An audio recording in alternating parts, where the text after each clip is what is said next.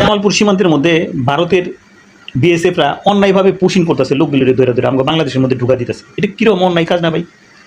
বাঙালি আমগো বিডিআর সীমান্ত নৌজওয়ানরা কইতাছে যে আপনারা গুলি করবেন, মানে ওরা কইতাছে বিএসএফরা কইতাছে যে গুলি করুম। ব্যক্তিগত ব্যাপারে নাক গলাবি না, তাইলে কিন্তু খেয়ালামু।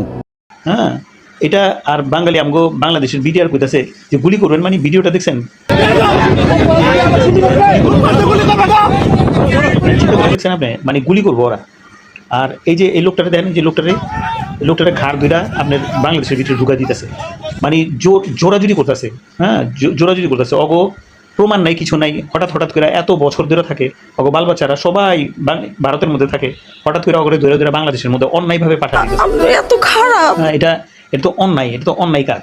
এদিক দিয়ে চান্সটা পাইছে কি জানেন? চান্সটা পাইছিল ওই যে ইরান আর আমেরিকার লগে যুদ্ধ লাগছে, আমেরিকা বিভিন্ন জায়গায় একটু মাথা ঘামাইতে পারতেছে না, এই সুযোগটা লইতেছে ভারত করতেছে কি যে ইরানের লগে তো আপনার আমেরিকার লগে ইরানের লগে যুদ্ধ চলতেছে, ওখানে আমেরিকার অবস্থা একটু নাজেহাল।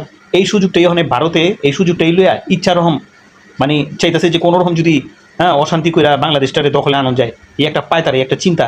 নইলে এইসব কর্মকাণ্ড করতে পারে কোনোদিন, জোর করে একটা দেশের থেকে ঢুকা দিতে পারে, মানে জোরাজুরি করতেছে না। আজকে যদি আমেরিকা মানে ওইরকম ইটি না থাকতো তাহলে তো ধরতো, ধরে কোথাও যাই তুমি এই কাজ কেন করো। কিছু কিছু কাজ আমেরিকার খারাপ, কিছু কিছু কাজের জন্য আমেরিকার দরকার আছে, বুঝছেন ভাই? বিষয়টা চিন্তা করে দেখেন, নাকি ভুল কইলাম?